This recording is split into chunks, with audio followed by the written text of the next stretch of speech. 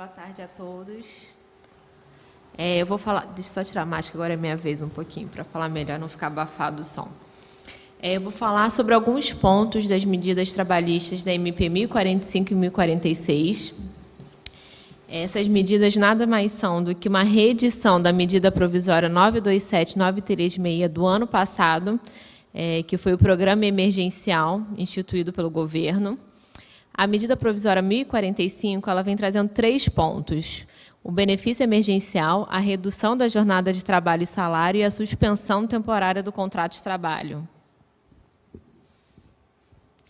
O benefício emergencial. O que é o benefício emergencial? É uma prestação mensal paga pelo governo devido a partir da data do início da redução do salário, da jornada de trabalho e do salário, ou da suspensão do contrato de trabalho. A base de cálculo do benefício emergencial vai ser de acordo com o valor do seguro-desemprego que o empregado teria direito.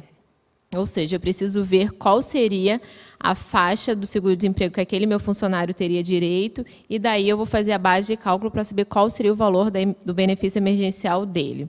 Quando que será pago esse benefício emergencial? A primeira parcela será paga 30 dias após a celebração do acordo. Isso se a empresa informar, dentro do prazo de 10 dias, ao Ministério da Economia via o empregador web. Caso isso não aconteça, a empresa perca esse prazo de 10 dias, a empresa ficará responsável pelo pagamento da remuneração, inclusive pelos encargos sociais. Não faz jus ao benefício emergencial o empregado do contrato de trabalho intermitente, quem já recebeu a aposentadoria, o auxílio-doença, o salário-maternidade, o seguro-desemprego ou o benefício de qualificação. Todos esses funcionários com esses auxílios não receberão o benefício emergencial. A redução de jornada e salário. A MP trouxe novamente a possibilidade da empresa reduzir de forma proporcional a jornada e o salário dos seus funcionários. A empresa poderá fazer em até 120 dias essa redução da jornada de trabalho e salário, desde que ela notifique com pelo menos dois dias de antecedência e sempre respeitando o salário mínimo hora de trabalho do empregado. Essa redução de jornada de trabalho, ela pode ser feita tanto por acordo individual como por negociação coletiva. Negociação coletiva, tanto é o acordo coletivo que a empresa com o sindicato laboral ou o sindicato patronal com o sindicato laboral. Tanto faz qual vai ser a via do instrumento coletivo.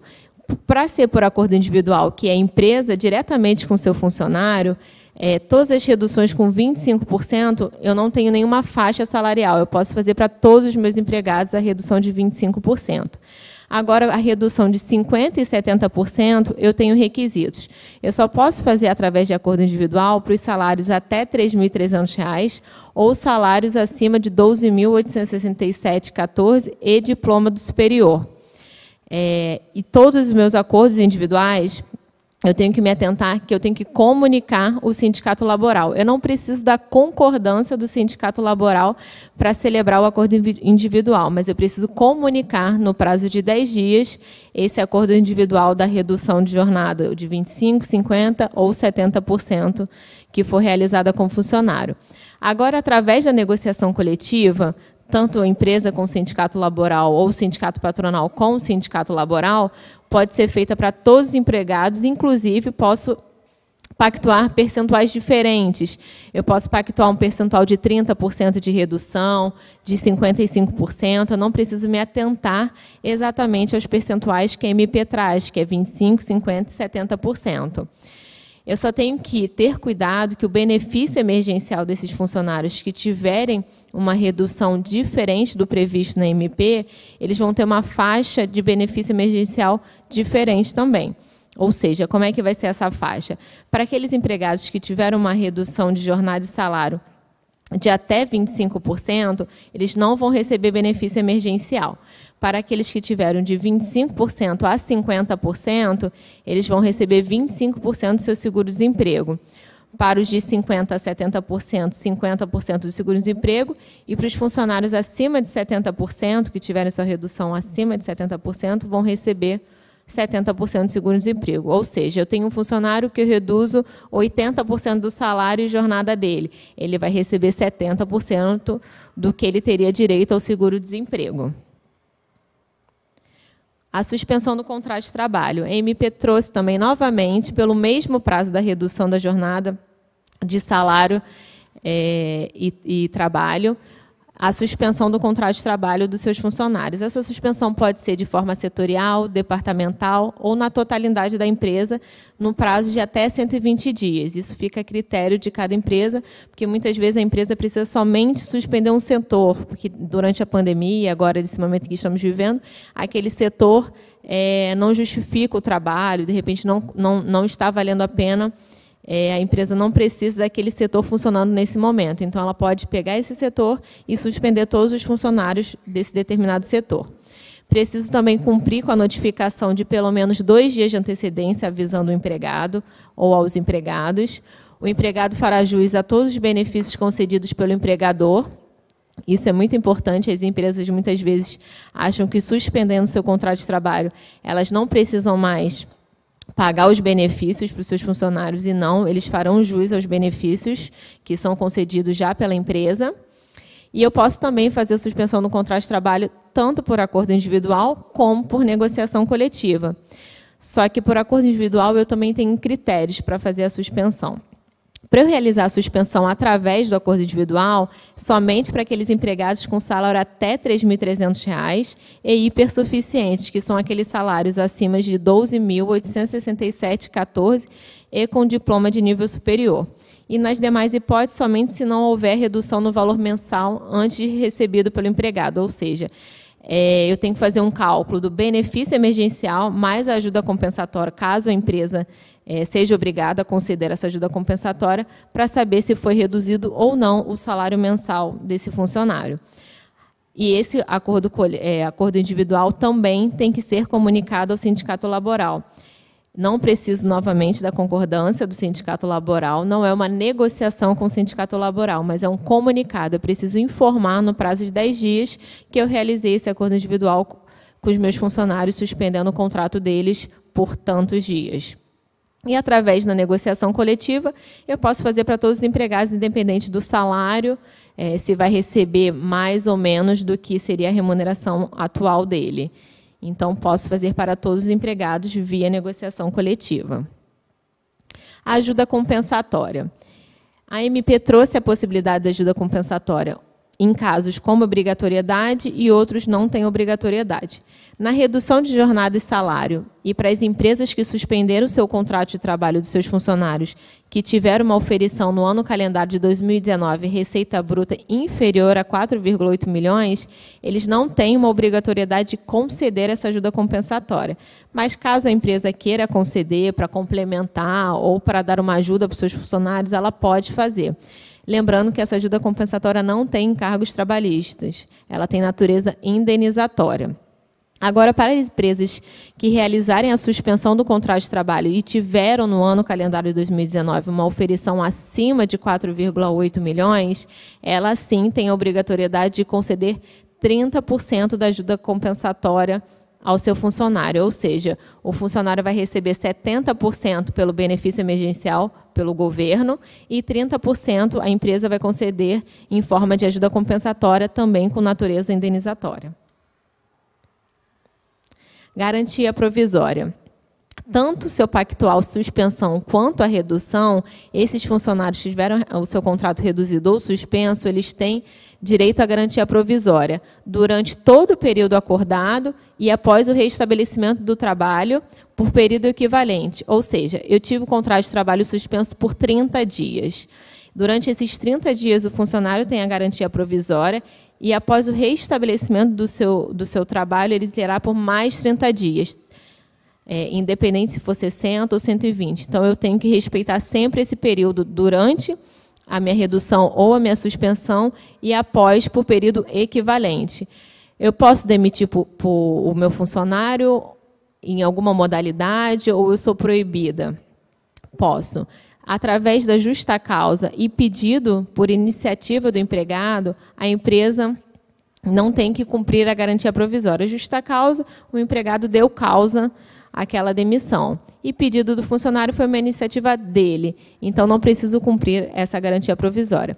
Agora, se for uma dispensa em justa causa, a empresa pode se dispensar durante esse período. O que acontece é que ela vai ter que pagar uma indenização caso o funcionário ainda esteja durante essa garantia provisória, ou durante o período acordado, ou após o período equivalente. E essa indenização será de 50% do salário para os contratos que tiverem uma redução de 25% a 50%, uma indenização de 75% para aquelas reduções entre 50% e 70%, e 100% do salário no caso de suspensão, e para aqueles salários que foram reduzidos acima de 70%. Então, é importante que a empresa se atente ao período que foi acordado com relação à suspensão ou à redução, para ela respeitar essa garantia e evitar uma indenização, ou, se quiser mandar embora, pelo menos saber que tem que pagar esse período da garantia provisória. Agora eu vou falar alguns pontos, não são todos os pontos da medida provisória 1046, mas são os pontos mais relevantes hoje, principalmente para a área da panificação, para o setor de vocês, que seria o teletrabalho, a antecipação das férias, aproveitamento e antecipação de feriados, banco de horas e o dispensa do recolhimento do fundo de garantia. O teletrabalho. A medida provisória, ela trouxe essa alteração do regime presencial para o regime telepresencial, home office à distância. Essa alteração do regime presencial para o telepresencial não precisa ter uma alteração no contrato individual. A MP deixa claro essa dispensa da alteração. A empresa deverá comunicar aos seus funcionários no prazo de 48 horas, por escrito ou por meio eletrônico, porque muitos já estão exercendo o teletrabalho, já estão em casa. Deverá ser confeccionado um termo de adesão prevendo aspectos a respeito dos seus equipamentos. A empresa vai fornecer equipamentos, quais são os equipamentos que ela vai fornecer. Isso vai depender de cada empresa. E o reembolso de despesas também do empregado, se houver. É importante que a empresa, nesse termo de adesão, deixe claro todos esses aspectos que vão gerir durante esse período do teletrabalho e home office.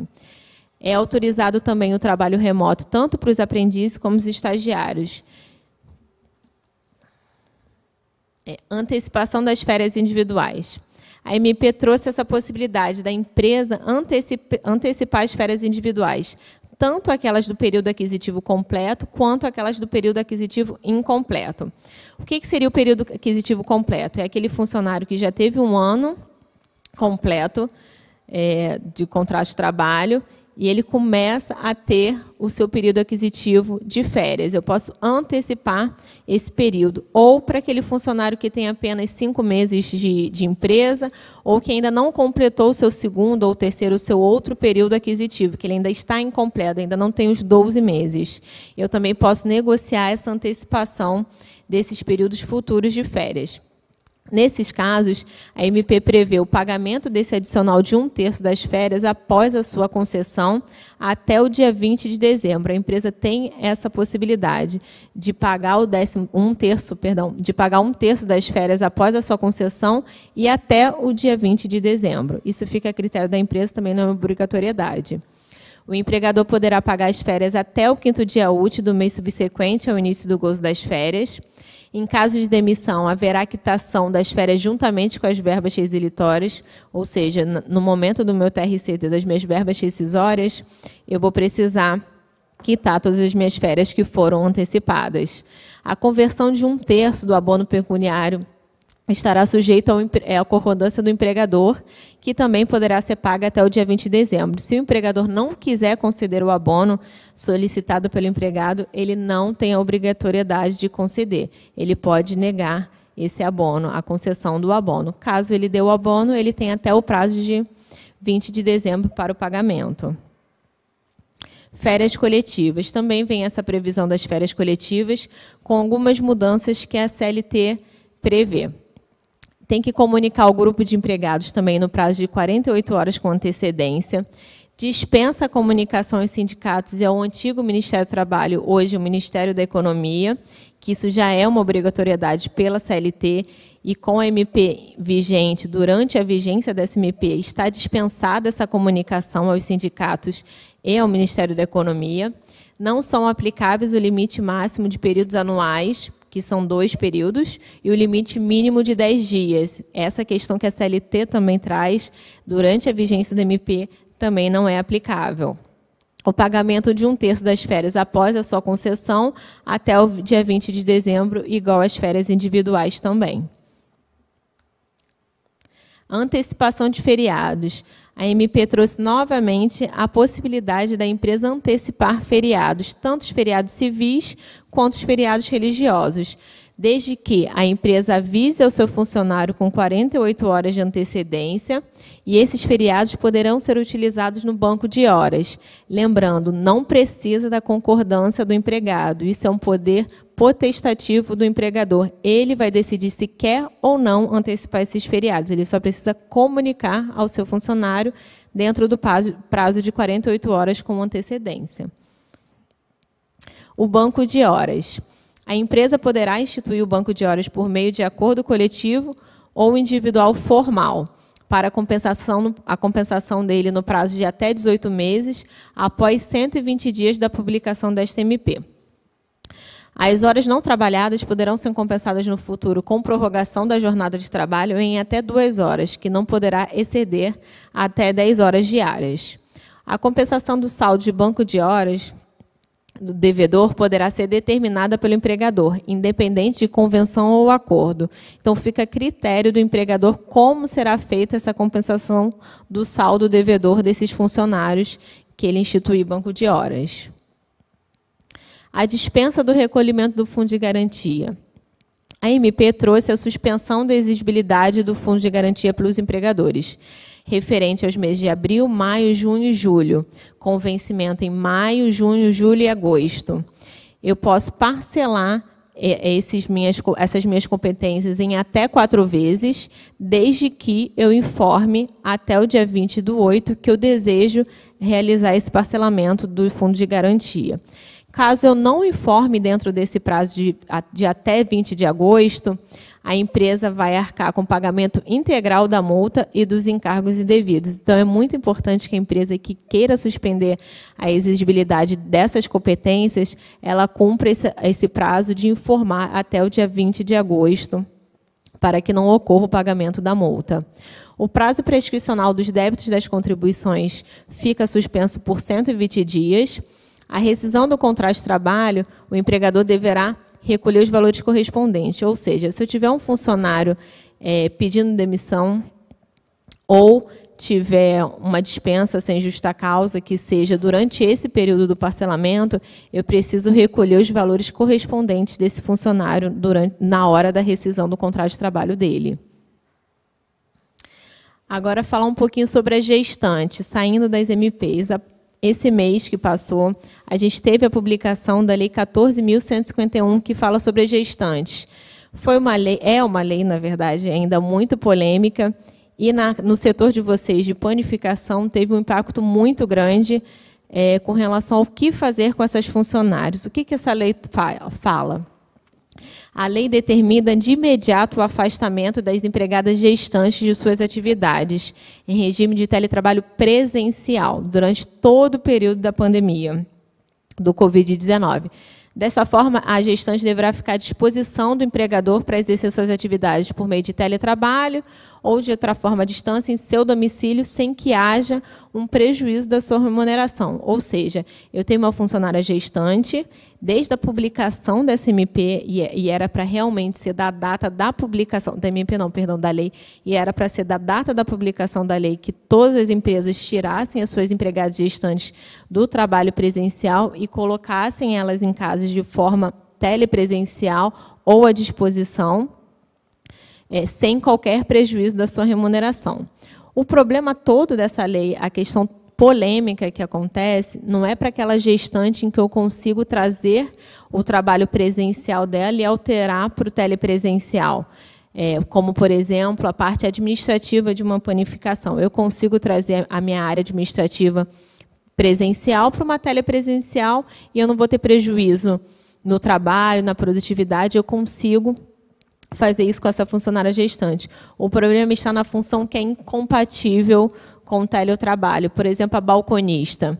Eu tenho uma balconista na minha padaria gestante. Eu preciso imediatamente afastá-la do seu trabalho presencial e deixá-la em casa, sem prejuízo da sua remuneração. Ou seja, o que eu faço com a minha balconista? Eu não tenho como trazer esse trabalho para um trabalho telepresencial de balconista. Eu consigo realocá-la em outra função? Se eu conseguir, ótimo, também não vamos ter problema, desde que ela tenha as questões técnicas para exercer um outro cargo e que seja realmente durante só esse período da lei, para que não tenha um desvio de função. Então, é importante que seja algo excepcional. Mas, dificilmente, na prática, a gente vai conseguir trazer uma gestante, uma empregada gestante que trabalhava presencialmente, por exemplo, como uma balconista, para ser alocada em uma outra função em casa. Aí que está o nosso problema. Nós temos hoje duas questões. Para todas aquelas empregadas gestantes que têm uma função incompatível, para eu não ter risco nenhum jurídico, da forma mais conservadora possível, seria deixar durante todo esse período da pandemia a funcionária em casa, recebendo sua remuneração, ou seja, sem prejuízo algum da sua remuneração, à disposição. A funcionária ficaria em casa, sem trabalhar, sem uma contraprestação das suas atividades, mas recebendo salário integral, porque não pode realmente ter prejuízo, e isso é claro na lei, que não pode ter um prejuízo na sua remuneração. Essa seria a forma mais conservadora, e acredito que muitas empresas não vão acabar seguindo. A outra possibilidade, há uma parcela de risco, há um pequeno ou, de repente, um grande risco, ainda não sabemos, ainda não há jurisprudência sobre o assunto, então é um assunto novo, não sabemos como é que isso vai ser realmente decidido. Seria a possibilidade de aplicar a medida provisória 1045, que é a suspensão do contrato de trabalho que eu falei há pouco. Então, seria essas gestantes que têm a função incompatível com o teletrabalho, aplicar a suspensão do contrato de trabalho de até 120 dias para elas. E, durante esse período, elas ficariam afastadas, recebendo benefício emergencial, e não teriam prejuízo da sua remuneração. Agora, tem mais um porém. Para você ter um pouco mais de segurança jurídica, e ainda não é uma 100% segurança jurídica, seria verificar qual seria o benefício emergencial que essa gestante teria direito. Vamos supor que eu tenho uma empregada gestante que tem uma função incompatível e que ganha R$2.000. Eu pego e aplico a suspensão do contrato de trabalho para essa gestante, e o benefício emergencial que ela vai ter direito é de R$1.500. Ou seja, ela ganhava R$2.000 e o benefício emergencial dela vai ser R$1.500. Se eu interpretar a lei de que não pode haver, na verdade, um prejuízo da sua remuneração, aqui eu vou estar havendo um prejuízo de R$500. Ou seja, ela recebia R$2.000 e, com benefício, com a suspensão, ela vai receber R$1.500. Então, tem o entendimento também, já há esse entendimento das empresas complementarem esse prejuízo, concedendo uma ajuda compensatória. Nesse caso, a empresa concederia R$500 em forma de ajuda compensatória, que tem natureza indenizatória. Seria uma possibilidade, ou aplicar também a MP 1046, antecipando as férias, tentar fazer com que, durante esse período, a empresa não tenha maiores prejuízos, que realmente, quando você tem uma função incompatível com a teletrabalho, o home office, o trabalho à distância, a empresa ficará prejudicada, tendo que pagar o salário daquela funcionária e contratar um outro para substituí-la, por exemplo, como no caso da balconista. Então, essa lei está gerando muita polêmica, as empresas estão tendo muitas dificuldades, muitas já estão realmente aplicando a 1045, para não ter essa funcionária em casa simplesmente recebendo salário, somente à disposição, durante um período que a gente, infelizmente, não sabe o quanto vai perdurar. Seria durante toda a pandemia, ou até que revoguem a lei, ou que revoguem o estado de emergência que a gente está vivendo. Eu fico à disposição para qualquer dúvida, eu tentei ser o mais objetiva possível, mas é bem complicado nessas questões jurídicas, mas a gerência toda está à disposição de vocês. Qualquer dúvida, após o doutor Rodrigo, nós vamos responder, o Delmo também vai responder. Estamos à disposição para qualquer esclarecimento. Qualquer dúvida que a gente não consiga sanar aqui, podem enviar para o sindicato. O CIMAPAN enviará para nós todas as demandas e todas serão respondidas devidamente. Agora eu passo a palavra ao doutor Rodrigo, que vai falar um pouquinho sobre as questões tributárias atuais, e eu vou prestar atenção também, porque eu preciso aprender um pouco.